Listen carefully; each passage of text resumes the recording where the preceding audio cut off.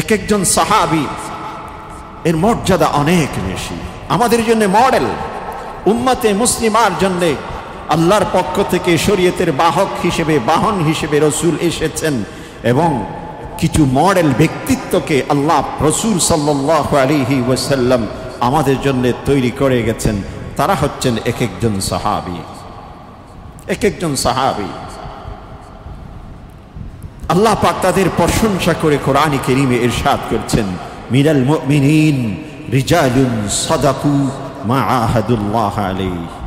মুমিনদের মধ্যে এমন প্রকৃতির স্বভাবের কিছু মানুষ রয়েছেন যারা আল্লাহর সাথে তাদের যে প্রতিশ্রুতি, ওয়াদা, তাদের যে এগ্রিমেন্ট ছিল সেটা তারা পরিপূর্ণ রূপে সেটা পালন করেছেন, তারা সেটা পরিপূর্ণ রূপে পালন করেছেন। আনাস ইবনে মালিক রাদিয়াল্লাহু আনহু নিজে বর্ণনা করছেন এই হাদিস, নিজের চাচার হেকায়াত তুলে ধরছেন যে হে আনাস, ভাতিজাকে বলছেন যে আমি বদর যুদ্ধে অংশগ্রহণ করতে পারিনি, আমি কত দুর্ভাগা যে আমার এমন একটি সুন্দর কাজে আমি অংশগ্রহণ করতে পারি। এই অনুশোচনা, এই অনুতাপ আমার ভিতর সব সময় আমাকে তাড়না দেয়। তবে আমি যদি একটিবার সুযোগ পাই, আমি কি করতে পারি আল্লাহর রাসূল এই দ্বীনের জন্য, আল্লাহর জন্য আমি দেখিয়ে দেব। আমি যদি একবার সুযোগ পাই দেখিয়ে দেব। অতঃপর উহুদের সময় যখন আসলো, সেই আনাস বিন নদর উহুদ যুদ্ধে অংশগ্রহণ করেছেন, প্রাণপণ যুদ্ধ করেছেন, পরিশেষে শাহাদাত বরণ করেছেন। ৭০টির উপর শরীরের মধ্যে আঘাত ছিল, কিন্তু সেই শাহাদাত বরণ করেছেন, কোনো সামান্যটুকু সংকোচ নিজের মনের ভিতর ছিল না, অকুত ভয়ে শাহাদাত বরণ করেছেন। মা বা'দু ফাউযু বিল্লাহি মিনাশ শাইতানির রাজীম। বিসমিল্লাহির রাহমানির রাহিম। মিনাল মুমিনিনা রিজালুন সাদাকু মা আহাদুল্লাহ আলাইহি فمنهم من قضى نحبه ومنهم من ينتظر وما بدلوا تبديلا. وقال تبارك وتعالى: والسابقون الأولون من المهاجرين والأنصار والذين اتبعوهم بإحسان رضي الله عنهم ورضوا عنه وأعد لهم جنات تجري من تحتها الأنهار خالدين فيها أبدا ذلك الفوز العظيم. صدق الله مولانا العظيم وصدق رسوله النبي الكريم ونحن على ذلك من الشاهدين والشاكرين والحمد لله رب العالمين. وعن عبد الله بن بسر رضي الله عنه قال: قال رسول الله صلى الله عليه وسلم: طوبى لمن رآني وآمن بي وطوبى لمن رأى من رآني وطوبى لمن رأى من رآني وآمن بي أو كما قال النبي عليه الصلاة والسلام. شكري رسول رشاني درود باتكري. اللهم صل على سيدنا محمد وعلى آل سيدنا محمد كما صليت على إبراهيم وعلى آل إبراهيم إنك حميد مجيد. اللهم بارك على سيدنا محمد وعلى آل سيدنا محمد كما باركت على إبراهيم وعلى آل إبراهيم إنك حميد مجيد. শ্রদ্ধেয় সম্মানিত মুসল্লিয়ান হযরত, আল্লাহ পাকের অশেষ মেহেরবানি যে তিনি এই বৃষ্টি বাদলের সময় সব কিছু উপেক্ষা করে জুমার দিনের এই গুরুত্বপূর্ণ সময়ে সালাতুল জুমআ এর পূর্বেকার দ্বীনি আলোচনা সম্বলিত খুতবা এবং আলোচনা শোনার উদ্দেশ্যে যথাসময়ে তার ঘরের মেহমান হিসেবে উপস্থিত হওয়ার মতন আমাদের সকলকে তৌফিক নসিব করেছেন। এই জন্য তার শুকরিয়া জ্ঞাপন করি, বলি আলহামদুলিল্লাহ।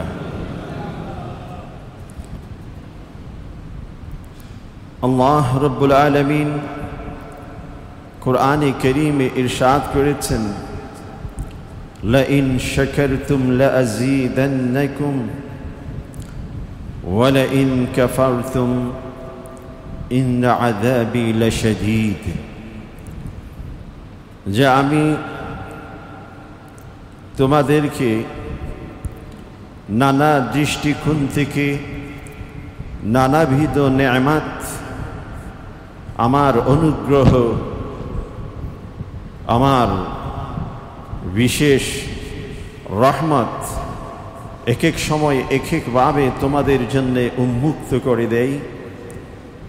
যারা আমার পক্ষ থেকে প্রাপ্ত এই নেয়ামতের শুকরিয়া জ্ঞাপন করে, কৃতজ্ঞতা প্রকাশ করে, আমি তাদের সেই নেয়ামতকে আরও বেশি বৃদ্ধি করে দেয় এবং সেই নেয়ামত উপভোগ করার মতো, সেই নেয়ামত থেকে উপকৃত হওয়ার মতো যাবতীয় পথ, যাবতীয় বিষয়গুলো সহজ করে দেয়। আর যে ব্যক্তি আমার এসব নেয়ামতকে অস্বীকার করে অকৃতজ্ঞ হয়, আমি তাদের জন্য কঠিন শাস্তি নির্ধারণ করে রেখেছি।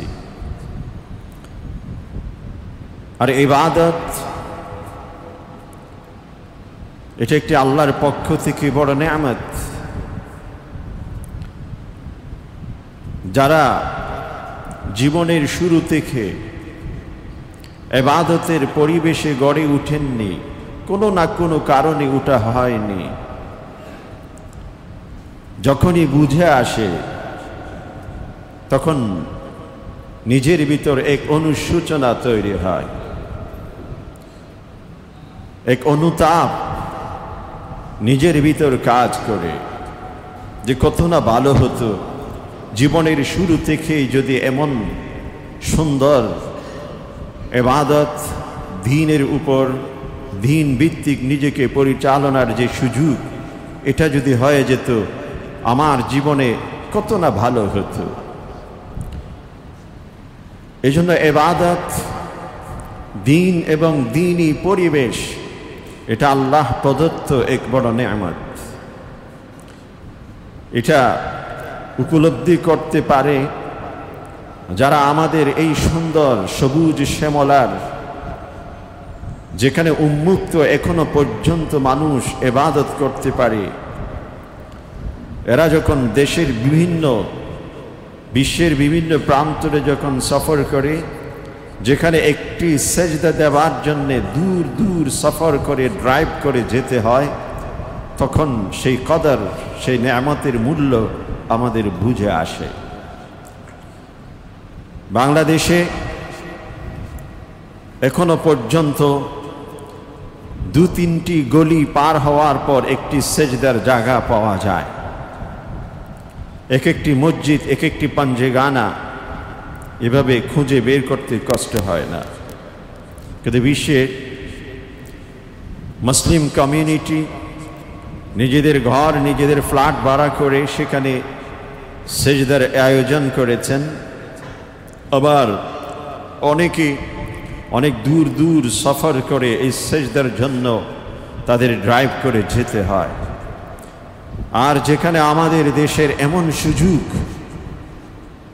ঠিক জুমার দিন একটি গুরুত্বপূর্ণ সময়ে অনেকে আছেন, যখন খতিব মিম্বরে দাঁড়িয়ে খুতবা দেয় আরবি, ঠিক সেই সময় দুলতে দুলতে হেলতে হেলতে মসজিদে আসে, আর ঠিক গুরুত্বপূর্ণ যেই আলোচনা এখান থেকে বঞ্চিত হয়।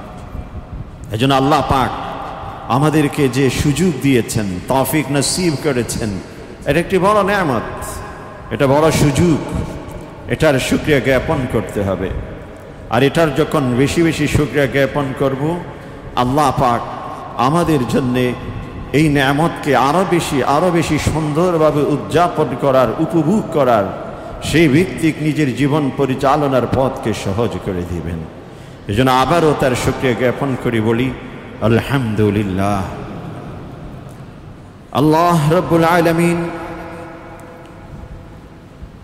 মানব জাতিকে আল্লাহর সাথে, স্রষ্টার সাথে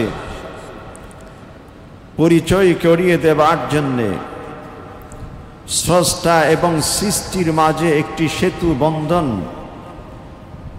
নির্মাণ করার জন্যে যুগে যুগে এক একজন নবী রসুলকে প্রেরণ করেছেন।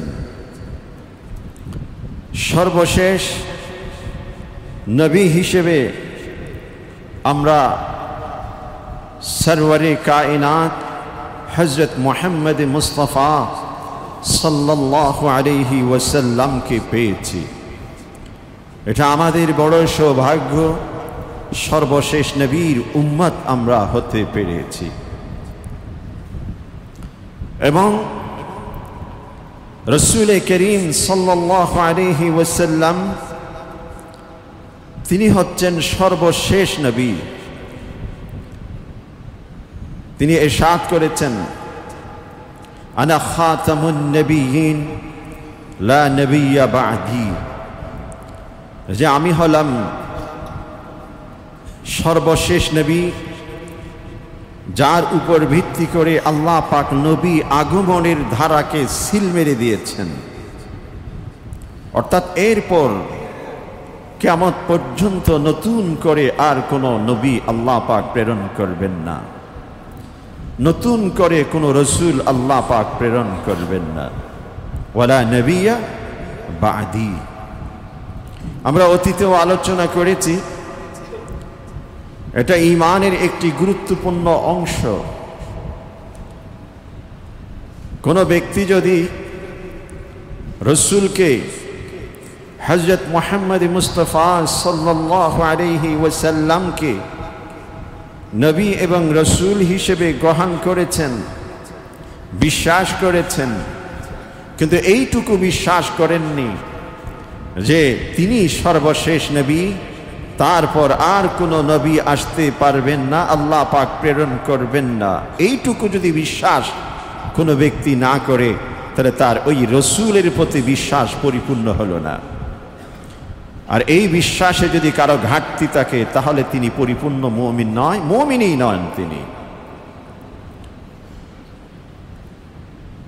এজন্য আমানার রাসূলু বিমা উনজিলা ইলাইহি মির রাব্বিহি ওয়াল মুমিনুন কুল্লুন আমানা বিল্লাহি ওয়া মালাইকাতিহি ওয়া কুতুবিহি ওয়া রুসুলিহি।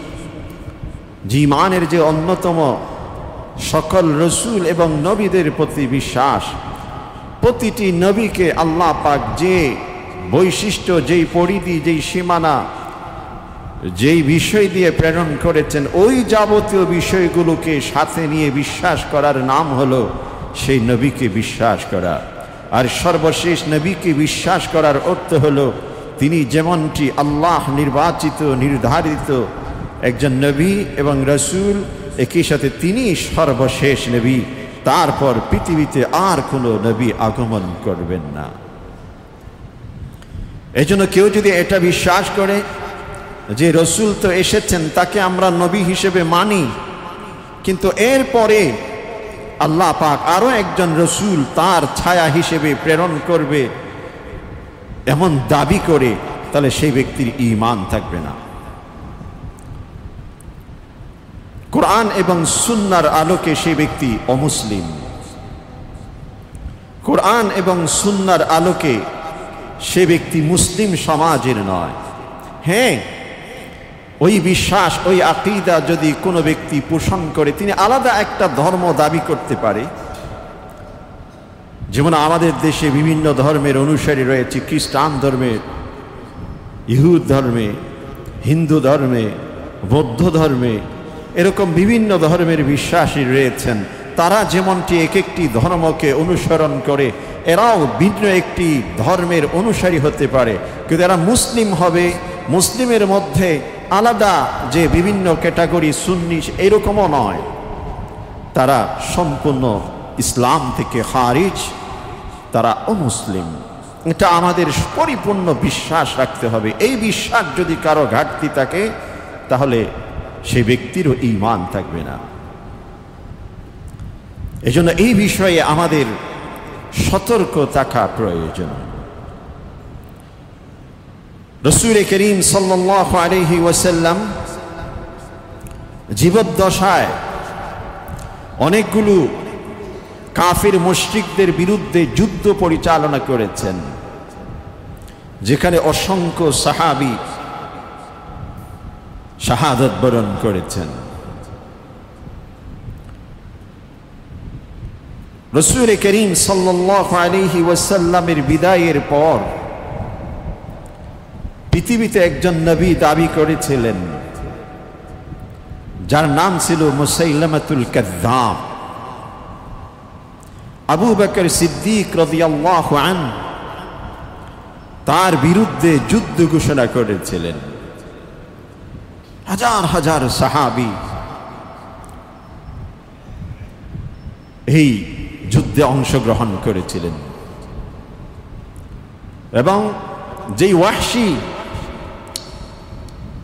রাসূলের চাচাকে উহুদের প্রান্তরে শহীদ করেছিলেন, সেই ওয়াহশী পরবর্তীতে ইসলাম গ্রহণ করে রাসূলের কাছে এসে আশ্রয় গ্রহণ করেছেন, ঈমান এনেছেন।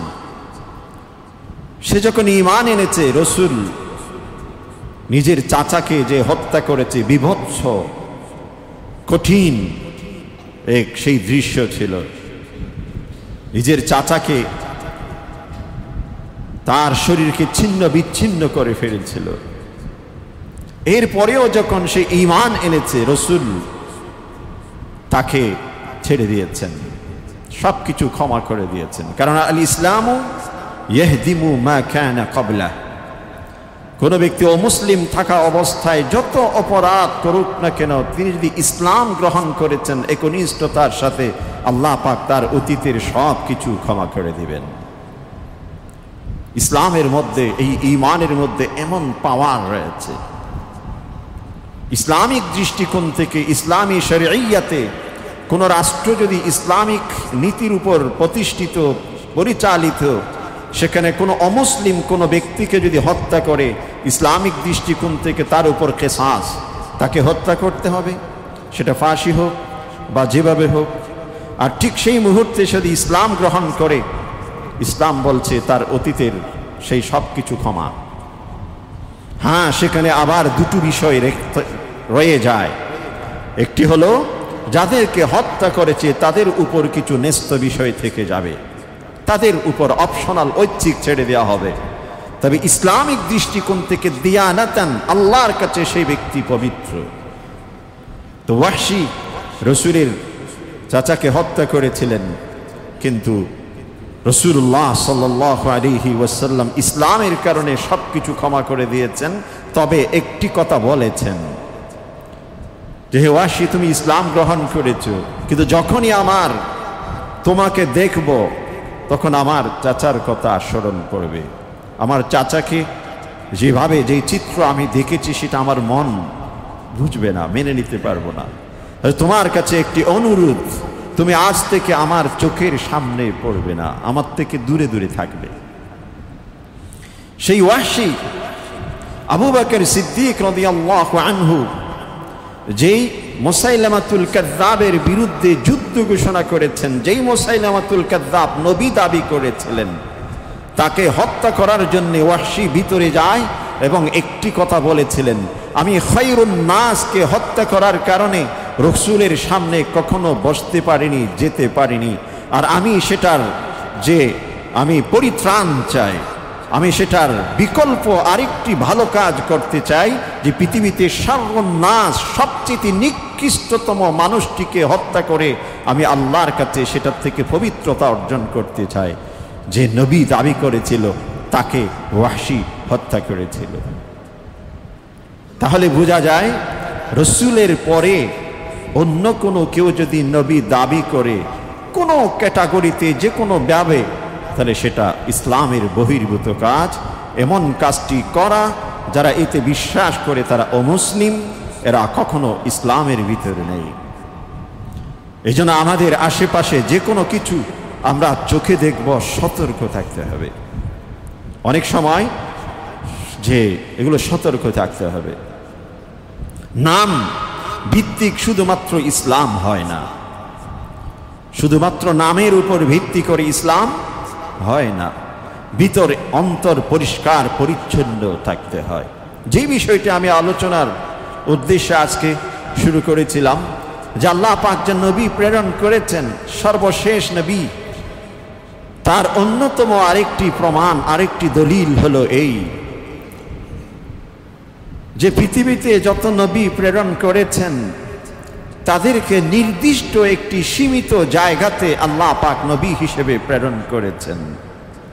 মূসা আলাইহিস সালাম মিশর কেন্দ্রিক একটি জনপদে প্রেরিত হয়েছিলেন। ঈসা আলাইহিস সালাম আরেকটি জনপদ। এভাবে এক একজন নবীকে আল্লাহ পাক এক একটি নির্ধারিত নির্দিষ্ট জাতি, সম্প্রদায়, জনপদে আল্লাহ পাক প্রেরণ করেছেন। আর সর্বশেষ নবীকে, ইনি যে সর্বশেষ নবী, এরপর যে পৃথিবীতে আরেকজন নবীর আগমন হবে না, এটার অন্যতম প্রমাণ, তাকে নির্দিষ্ট আরব ভূখণ্ডের জন্যেই একমাত্র নির্ধারিত স্থানের জন্য নবী হিসেবে প্রেরণ করেননি, সমগ্র বিশ্বের জন্যে, কিয়ামত পর্যন্তের জন্যে আল্লাহ পাক তাকে নবী হিসেবে প্রেরণ করেছেন। এখন একটি প্রশ্ন জাগে স্বাভাবিকভাবে, যেখানে পূর্বের এক একজন নবীকে কিছু কনফাইন্ড এরিয়া, নির্দিষ্ট কিছু জনপদের জন্য প্রেরণ করেছেন, তারা সেখানে দাওয়াতের কাজ করেছেন, সেখানে আল্লাহর পক্ষ থেকে আনিত বিধিবিধান, আল্লাহর বাণীটুকু, আল্লাহর মেসেজটুকু মানুষ পর্যন্ত পৌঁছিয়েছেন, যেহেতু নির্দিষ্ট জায়গাতে তাদেরকে প্রেরণ করেছেন।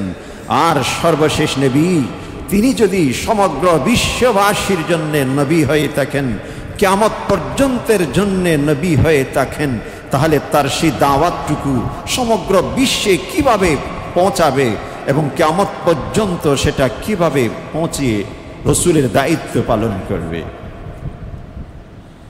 আল্লাহ পাক সেটারও উত্তর দিয়েছেন। হযরত আব্দুল্লাহ ইবনে মাসউদ রাদিয়াল্লাহু আনহু সাহাবাদের মধ্যে সবচেয়ে বিনয়ী একজন সাহাবী, সবচেয়ে বিনয়ী সাহাবী আব্দুল্লাহ ইবনে মাসউদ রাদিয়াল্লাহু আনহু। কেমন বিনয়!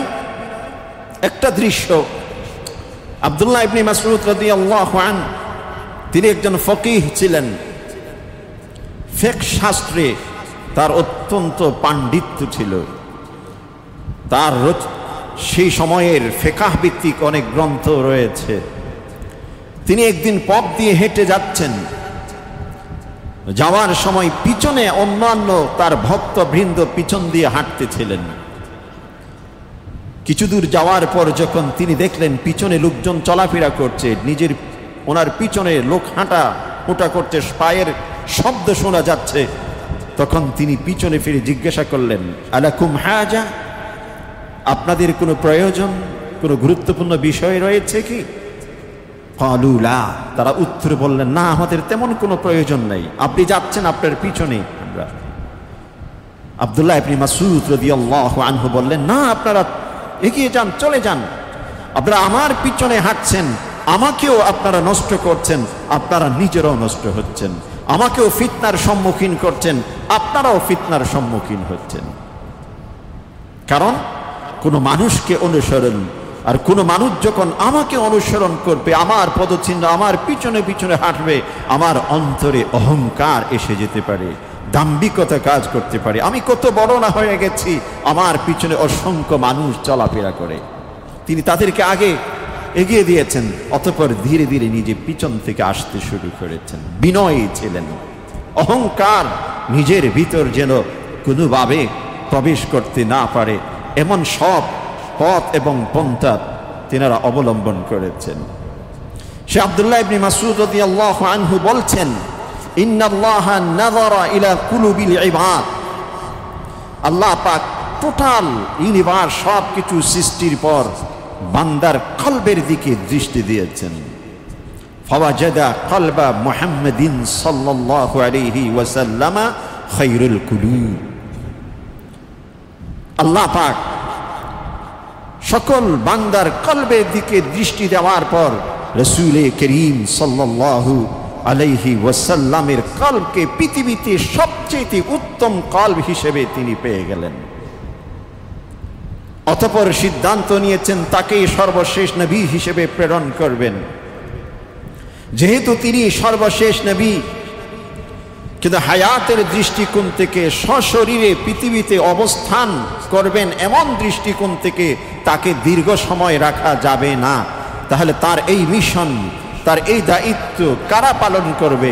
আল্লাহ আব্দুল্লাহ ইবনে মাসউদ রাদিয়াল্লাহু আনহু বলছেন, সুম্মা নাযারা ইলা কুলুবিল ইবাদি বা'দা কলবি মুহাম্মাদিন সাল্লাল্লাহু আলাইহি ওয়াসাল্লাম। রসুলের কলব ব্যতীত পৃথিবীর অন্যান্য সমস্ত বান্দার কলবের দিকে আল্লাহ পাক দৃষ্টি দিলেন। ফাওয়াজাদা কুলুবা আসহাবি রাসূলিল্লাহি সাল্লাল্লাহু আলাইহি ওয়াসাল্লাম। অতঃপর রসূল করিম সাল্লাল্লাহু আলাইহি ওয়াসাল্লামের যারা সাহাবী ছিলেন, সাহাবাদের কলবকে আল্লাহ পাক দেখলেন। ফাস্তাফাহুম, রসূলকে নির্ধারণ করেছেন, ফাস্তাফাহু লিনাফসি ওয়াবতাআসাহু বিরিসালাতি। রসূলকে রসূল হিসেবে নির্বাচন করেছেন, রিসালতের দায়িত্ব দিয়ে পৃথিবীতে প্রেরণ করেছেন। আর সাহাবাদেরকে আল্লাহ পাক নির্ধারণ করেছেন, ফাজআলাহুম ওয়াজারাআন নবিয়্যি লিইকামাতি দীনিহি ওয়া ইশাআতিহি। আল্লাহ পাক এর পরবর্তীতে সাহাবায়ে কেরামদেরকে নির্ধারণ করেছেন, নির্বাচন করেছেন, যাতে করে নবীর অবর্তমানে সমগ্র বিশ্বে নবীর এই দায়িত্ব, নবীর এই দাওয়াতি মিশন সমগ্র বিশ্বব্যাপী ছড়িয়ে ছিটিয়ে দিতে পারে এবং সেটাকে প্রতিষ্ঠা করতে পারে। আজকে আমরা কোরআনে কারীমের এক একটি কপি, কোরআনে কারীমের এক একটা যে কোরআন হাতে নিয়ে আমরা পড়ি, তিলাওয়াত করি, যেভাবে আল্লাহ পাক নাজিল করেছিলেন তার মধ্যে একটি নোক্তা পর্যন্ত এদিক সেদিক নেই, একটি হারকাত এদিক সেদিক নেই, একটি বর্ণ এদিক সেদিক নেই, একটি আয়াত আগে এবং পরে হয়নি, একটি সূরা একটার পর আরেকটাকে যে বিন্যাস আল্লাহ পাক দেখিয়ে দিয়েছেন জিবরিল আমিনের মাধ্যমে, আমরা সেটা আজ পর্যন্ত পেয়েছি। কিয়ামত পর্যন্ত এটা অক্ষুণ্ণ থাকবে, এটার গ্যারান্টি রয়েছে। এটার পিছনে একমাত্র শ্রম, একমাত্র স্যাক্রিফাইস, কুরবানি সাহাবায়ে কেরাম রিদওয়ানুল্লাহি আলাইহিম আজমাইনের। এই জন্য এক একজন সাহাবী এর মর্যাদা অনেক বেশি। আমাদের জন্য মডেল, উম্মতে মুসলিমার জন্য আল্লাহর পক্ষ থেকে শরীয়তের বাহক হিসেবে, বাহন হিসেবে রসুল এসেছেন এবং কিছু মডেল ব্যক্তিত্বকে আল্লাহ রসুল সাল্লাল্লাহু আলাইহি ওয়াসাল্লাম আমাদের জন্য তৈরি করে গেছেন। তারা হচ্ছেন এক একজন সাহাবী, এক একজন সাহাবী। আল্লাহ পাক তাদের প্রশংসা করে কোরআনে কারীমে ইরশাদ করছেন, মিনাল মুমিনিন রিজালুন সাদাকু মা আহাদুল্লাহ আলাইহি। মুমিনদের মধ্যে এমন প্রকৃতির স্বভাবের কিছু মানুষ রয়েছেন যারা আল্লাহর সাথে তাদের যে প্রতিশ্রুতি, ওয়াদা, তাদের যে এগ্রিমেন্ট ছিল সেটা তারা পরিপূর্ণ রূপে সেটা পালন করেছেন। তারা সেটা পরিপূর্ণরূপে পালন করেছেন। সেখানে কোনো ঘাটতি তাদের হয়নি, কোনো ত্রুটি তারা করেননি। এক একজন সাহাবীর ঈমান অত্যন্ত মজবুত ছিল। তারা শাহাদাত বরণ করতেন ঠেকায় পড়ে নয়, শাহাদাতের জন্য উজ্জীবিত হয়ে সামনে এগিয়ে যেতেন। আনাস বিন নাদার, হযরত আনাস ইবনে মালিক রাদিয়াল্লাহু আনহুর চাচা আনাস বিন নাদার, তিনি বদর যুদ্ধে অংশগ্রহণ করতে পারেননি। আনাস ইবনে মালিক রাদিয়াল্লাহু আনহু নিজে বর্ণনা করছেন এই হাদিস, নিজের চাচার হেকায়াত তুলে ধরছেন যে হে আনাস, ভাতিজাকে বলছেন যে আমি বদর যুদ্ধে অংশগ্রহণ করতে পারিনি, আমি কত দুর্ভাগা যে আমার এমন একটি সুন্দর কাজে আমি অংশগ্রহণ করতে পারি। এই অনুশোচনা, এই অনুতাপ আমার ভিতর সব সময় আমাকে তাড়না দেয়। তবে আমি যদি একটিবার সুযোগ পাই, আমি কি করতে পারি আল্লাহর রসুল এই দ্বীনের জন্য, আল্লাহর জন্য আমি দেখিয়ে দেব। আমি যদি একবার সুযোগ পাই দেখিয়ে দেব। অতঃপর উহুদের সময় যখন আসলো, সেই আনাস বিন নাদার উহুদ যুদ্ধে অংশগ্রহণ করেছেন, প্রাণপণ যুদ্ধ করেছেন, পরিশেষে শাহাদাত বরণ করেছেন। ৭০টির উপর শরীরের মধ্যে আঘাত ছিল, কিন্তু সেই শাহাদাত বরণ করেছেন, কোনো সামান্যটুকু সংকোচ নিজের মনের ভিতর ছিল না। অকুত ভয়ে শাহাদাত বরণ করেছেন। আল্লাহ পাক এদের সম্পর্কে বলছেন, মিনাল মুমিনিনা রিজালুন সাদাকু মা আহাদুল্লাহ আলাইহি ফামিনহুম মান কাদা নাহবা। তাদের কেউ কেউ শাহাদাত বরণ করেছেন, কেউ কেউ সেই ঈমানের উপর পৃথিবী থেকে বিদায় নিয়েছেন। ওয়ামিনহুম মান ইয়ান্তাযির, কেউ কেউ আছেন অপেক্ষমান। সাহাবায়ে কিরাম কোন যুদ্ধে, কোন কাজে যারা শাহাদাত বরণ করেছেন, অন্যরা পিছু হটেননি। যারা শাহাদাত বরণ করেছেন তাদের মতো কেন আমি সেখানে পড়ি নাই, আমিও কেন তাদের অন্তর্ভুক্ত হতে পারিনি, এই অনুশোচনা নিয়ে সামনের একটি সুযোগের অপেক্ষায় ইন্তজার তাদের মধ্যে ছিল। ওয়ামিনহুম মান ইয়ান্তাযির ওয়া মা বাদদালু তাবদীলা। সাহাবায়ে কেরাম কোনো কিছুকে এদিক সেদিক পরিবর্তন করেননি। তারা রসুলকে যেভাবে পেয়েছেন, রসুলের কাছ থেকে দ্বীন যেভাবে শিখেছেন, রসুলের কাছ থেকে দীক্ষা যেভাবে পেয়েছেন, সেভাবে সেটাকে তারা প্রচার করেছেন বিশ্বব্যাপী। সেই দাওয়াতি মিশনের কারণেই আজকে আমরা সেই দ্বীন পেয়েছি। এজন্য আল্লাহ পাক কোরআনে তাদের প্রশংসা আরো বলছেন, ওয়াসাবিকুনাল আউয়ালুন মিনাল মুহাজিরিন ওয়াল আনসার ওয়াল্লাযীনা ইত্তাবাউহুম বিইহসান। যে যারা আগে ইসলাম গ্রহণ করেছেন, কিছু আনসারি, কিছু মুহাজির, অতঃপর যারা রসুলকে পুঙ্খানুপুঙ্খভাবে একনিষ্ঠতার সাথে অনুসরণ করেছেন, এদিক সেদিক কখনো যুক্তি, কখনো নিজের বুদ্ধির আলোকে বিবেচনা করেননি। রসুলের দৃষ্টিভঙ্গি, রসুলের নজরিয়া, রসুলের থিওরি, রসুলের ফিলোসফির উপর ভিত্তি করে সবকিছুকে গ্রহণ করেছেন, মেনেছেন, নিজেকে সেভাবে মানিয়ে নিয়েছেন। আল্লাহ পাক বলছেন, রাদিয়াল্লাহু আনহুম, আল্লাহ তাদের প্রতি সন্তুষ্ট, ওয়া রাদু আন, তারাও আল্লাহর প্রতি এভাবে সন্তুষ্ট হয়ে গেছেন। তাদের পরিণাম, ওয়া'আদ্দ লাহুম জান্নাতিন তাজরি মিন তাহতিহাল আনহারু খালিদিনা ফিহা আবাদা। আল্লাহ বলছেন, আমি তাদের জন্য জান্নাত নির্ধারণ করে রেখেছি। যালিকাল ফাউজুল আযীম, এটাই হচ্ছে মহাবিজয়, এটাই হচ্ছে মহাবিজয়। আর এই মহাবিজয় অর্জন করেছিলেন সাহাবায়ে কেরাম। এজন্য আমাদের জন্য সাহাবারা এক একজন মডেল, এক একজন আদর্শ ব্যক্তিত্ব। আমরা অনেক ইতিহাস পড়ি, অনেক স্কলারদের ইতিহাস পড়ি, কিন্তু সাহাবায়ে কেরামদের জীবনী নিয়ে স্টাডি করা, পড়াশোনা করা, নিজের গৃহে বাচ্চাদের সামনে তাদের সম্পর্কে পর্যালোচনা করা, এটা আমাদের সিলেবাসের মধ্যে নেই, এটা আমাদের মধ্যে নেই। প্রতিটি ঘরে ভবিষ্যৎ প্রজন্মের সামনে সাহাবাদের ইতিহাস থাকা প্রয়োজন। প্রতিদিন আমাদের বাচ্চাদের সাথে, সন্তানদের সাথে অনেক কথা, অনেক গল্প, অনেক কিছু আমরা আলোচনা করি। আজকে আমেরিকাতে কি হয়েছে, চায়নাতে কি হয়েছে, সেই গল্প আমরা দেই। আজকে সৌরজগতে কি ঘটলো সেটা আমরা দেই। আবহাওয়ার পূর্বাভাসের মধ্যে কি পাওয়া গেছে সেটা নিয়ে দীর্ঘ সায়েন্টিফিক ডিসকাস, আলোচনা আমাদের টেবিলে চলে। কিন্তু এক একজন সাহাবীর জীবনী নিয়ে যদি ডেইলি 20 মিনিট 30 মিনিট যদি আমরা আলোচনা করি, এরা হচ্ছে আমাদের পূর্বপুরুষ, এরা হচ্ছে আমাদের আদর্শ, এরা হচ্ছে আমাদের অনুসরণীয়, অনুকরণীয়। আল্লাহ পাক এদের সম্পর্কে বলছেন, তোমরা এদেরকে অনুসরণ করো। আসহাবি কান্নুজুম ফাবিআইয়িহুম ইকতাদাইতুম ইহতাদাইতুম। গভীর রাত্রিতে, মরুভূমিতে কোনো ব্যক্তি যদি পথ হারিয়ে ফেলে, তখন আকাশের নক্ষত্র দেখে সে দিক নিরূপণ করে।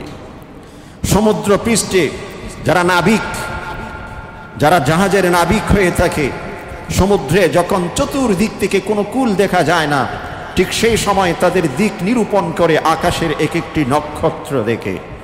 ঠিক তেমনি ভাবে এই জগতের বুকে মানুষ যখন আদর্শিক দৃষ্টিকোণ থেকে, আদর্শের দৃষ্টিকোণ থেকে দিক বিদিক ছুটাছুটি করছে, কোনো দিকে কুল কিনারা দেখা যায় না, ঠিক সেই সময় সাহাবায়ে কেরামদের এক একজন সাহাবী নক্ষত্রের মতো কাজ করবে। এক একজন সাহাবীকে যদি অনুসরণ করি, ওই দিক হারা মানুষটি যেমনটি দিক নিরূপণ করতে পারে, সক্ষম হয়, একজন সাহাবীর জীবনের মধ্যে সেরকম সঠিক দিশা পাওয়ার শিক্ষা রয়েছে। আর এই ইতিহাস আর এই জীবনী, এই বিষয়গুলো আমরা আলোচনা করি না, আমরা আলোচনা করি না। রাসূল করিম সাল্লাল্লাহু আলাইহি ওয়াসাল্লামের সাহাবাদের মধ্যে অন্যতম সাহাবী ওমর ইবনুল খাত্তাব রাদিয়াল্লাহু আনহু। ওমর ইবনুল খাত্তাব রাদিয়াল্লাহু আনহু অত্যন্ত কঠোর প্রকৃতির ছিলেন। সামান্য কিছুতেই যে কোনো কাউকে শক্তভাবে পাকড়াও করতেন, এত বেশি আল্লাহর ভয় ছিল। একজন সাহাবী, গ্রাম্য একজন সাহাবী, তিনি ভুলক্রমে কিছু আনসারী সাহাবী সম্পর্কে বিরূপ মন্তব্য করল। কয়েকজন তাকে ধরে নিয়ে ওমর ইবনুল খাত্তাব রাদিয়াল্লাহু আনহুর সামনে উপস্থিত করলেন। যে ব্যক্তি এই কাজ করেছেন, আনসারী সাহাবীদেরকে এমন তেমন কিছু গালমন্দ বলেছেন। ওমর ইবনুল খাত্তাবের যেই স্বভাব, যে প্রকৃতি, যে নেচার, ঠিক তাৎক্ষণিক তাকে পাকড়াও করে শাস্তি দেওয়ার কথা।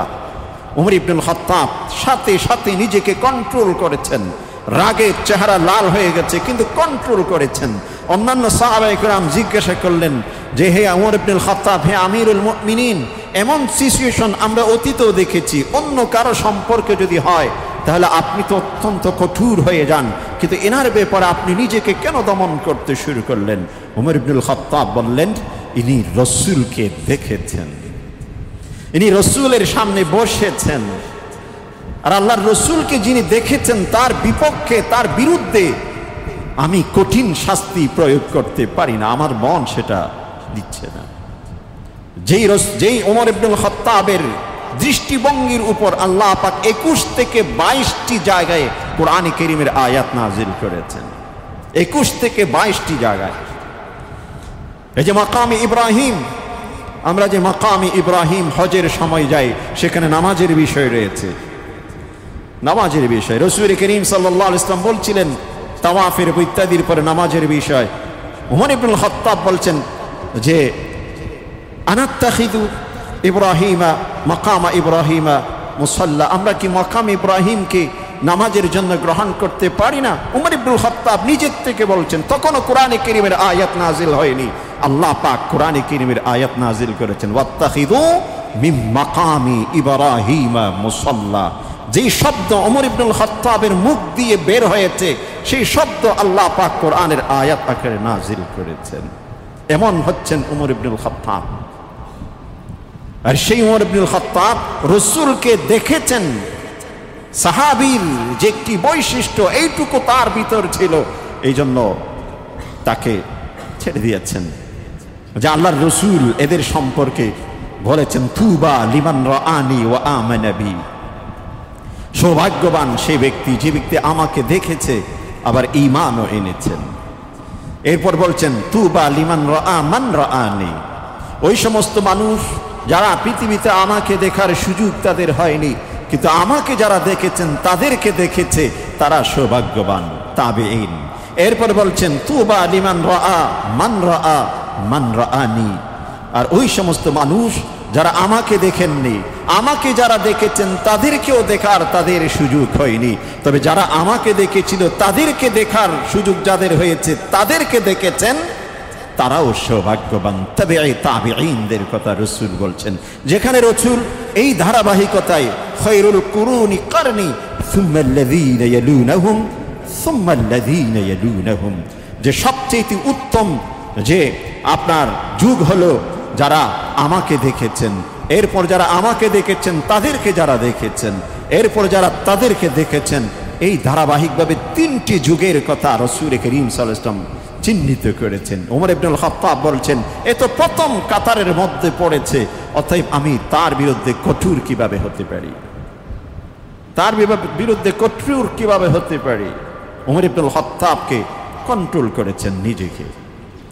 এজন্য সাহাবা এদের মর্যাদা অনেক বেশি। আয়েশা সিদ্দিকা রাদিয়াল্লাহু আনহা বলছেন, লা তাসুব্বু আসহাবি, রাসূল বলেছেন তোমরা আমার এক একজন সাহাবীকে কখনো গালি দিবে না, গালি দিবে না। লাআনাল্লাহু মান সাব্বা আসহাবি, যে ব্যক্তি আমার এক একজন সাহাবীকে গালি দেয়, আল্লাহ পাক তার উপর অভিশাপ নাজিল করেন, তার উপর অভিশাপ নাজিল করেন। যে একজন যে বড়,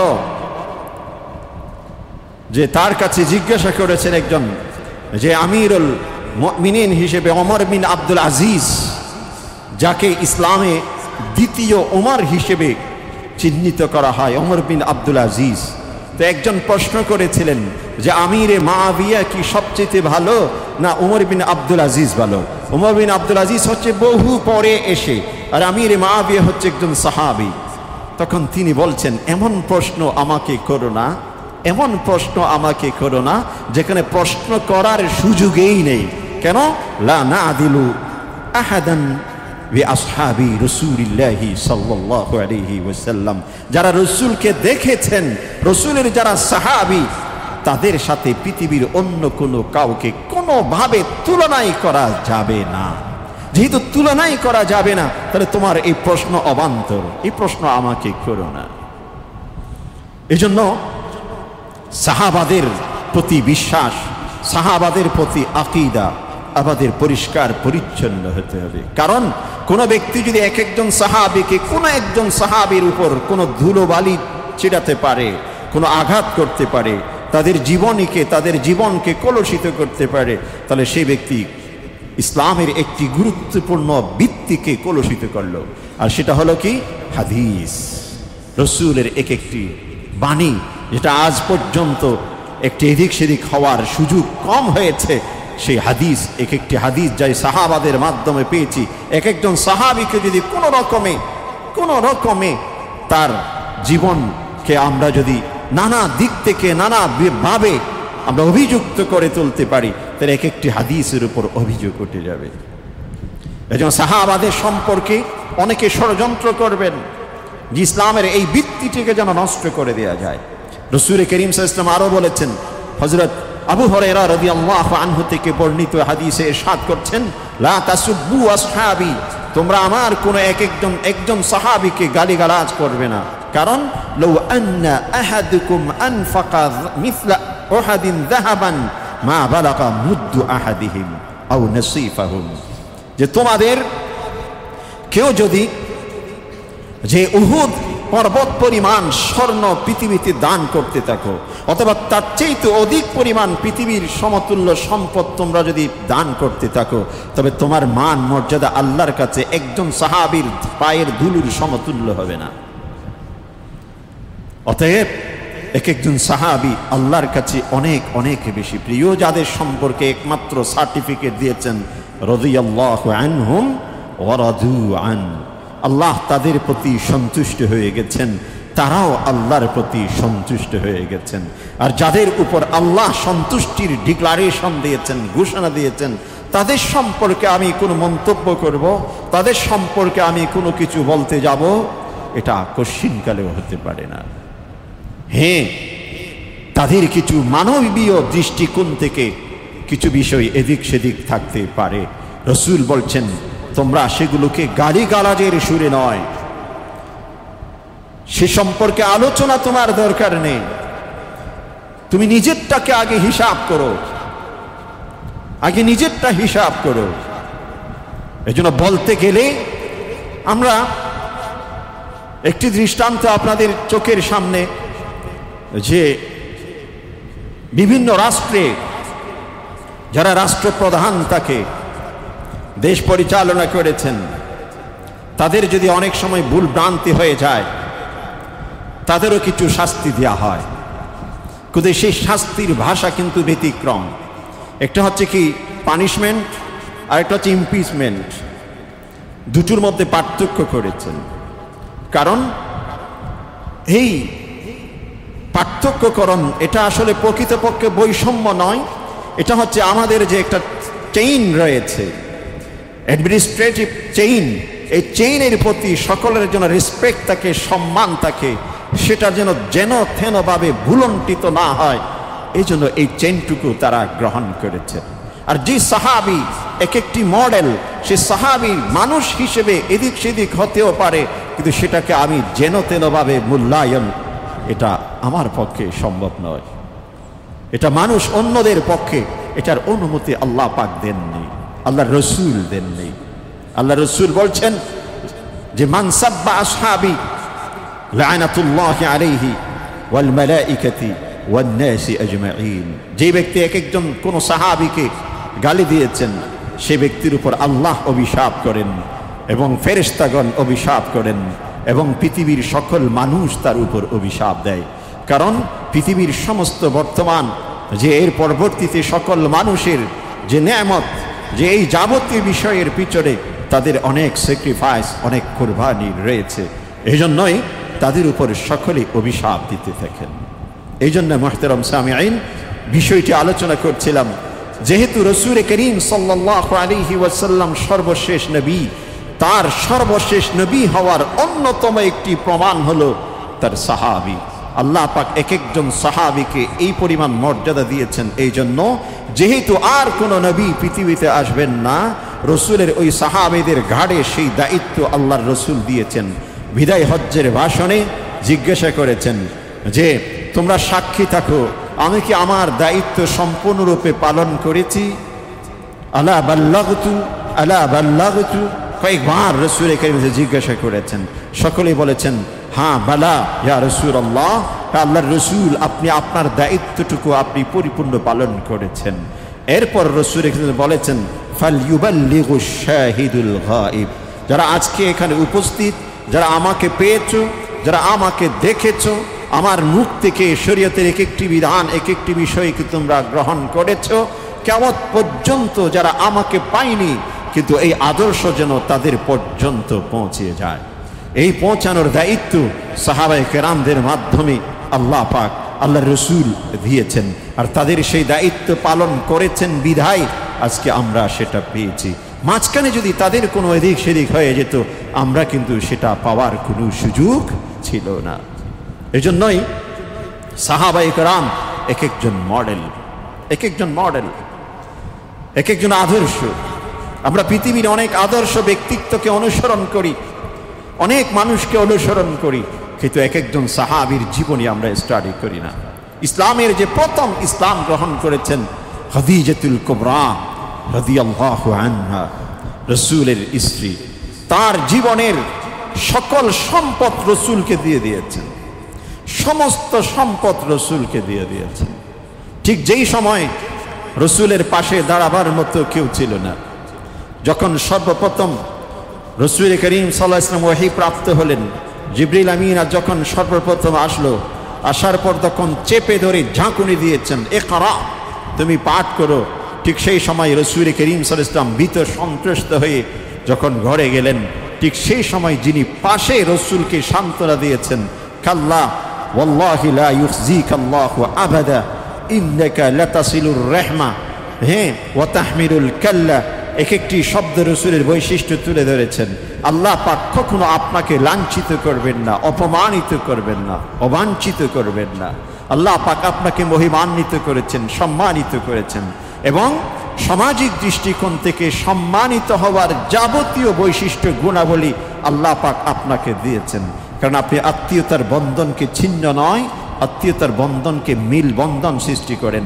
আপনি অসহায় মানুষের পাশে দাঁড়ান। আপনি কোনো দুর্বল প্রকৃতির মানুষ যদি নিজের বোঝাটুকু উঠাতে না পারে, সেটা আপনি সহযোগিতা করেন। ওয়াতাকরি আদ-দাইফ, আপনি আতিথেয়তার যে একটি সংস্কৃতি ইসলামের গুরুত্বপূর্ণ, এটাকে আপনি অটুট রেখেছেন, অক্ষুণ্ণ রেখেছেন। আপনি মেহমানদের প্রতি যত্নবান একজন নবী, অতএব আপনাকে আল্লাহ পাক কখনো লাঞ্ছিত করবেন না। এই যে সান্ত্বনা সর্বপ্রথম দিয়েছেন খাদিজাতুল কুবরা রাদিয়াল্লাহু আনহা, তিনি জীবনের সব কিছু রাসূলের জন্য উন্মুক্ত করে দিয়েছেন। এত সম্পদ ছিল, এত সম্পদ, সব কিছু রাসূলের জন্য করে দিয়েছেন, নিজের সামান্যটুকু নিজের মধ্যে রাখেননি। সাহাবায়ে কেরাম যা করেছেন তার এক একটি কাজের পিছনে এত মানসিক শক্তি ছিল যেটা কল্পনা করা যায় না। তাদের ঈমান এত বেশি মজবুত ছিল। এজন্য আমরা সাহাবাদের জীবনী দেখি, সাহাবাদের জীবনী নিয়ে স্টাডি করি। সাহাবাদের জীবনের উপর অনেক বই রয়েছে, অনেক কিতাব গ্রন্থ রয়েছে, বাংলাতে এখন অনুবাদ হয়েছে। ইসলামিক ফাউন্ডেশন থেকে আরও বিভিন্ন জায়গা থেকে এক একজন সাহাবীকে ধরে ধরে এক একজনের জীবনীতে কি কি রয়েছে, আমরা যদি এগুলো এক একটা বিষয় ধরি, তাহলে আমাদের শিখার, আমাদের গ্রহণ করার, নিজেদের জীবনকে সাজাবার অনেক অনেক বিষয় রয়েছে। আল্লাহ পাক আমাদের সকলকে সেই তৌফিক নসিব করুন। আমিন ইয়া রাব্বাল আলামিন। ওয়া আখিরু দাওয়ানা আনিল হামদুলিল্লাহ।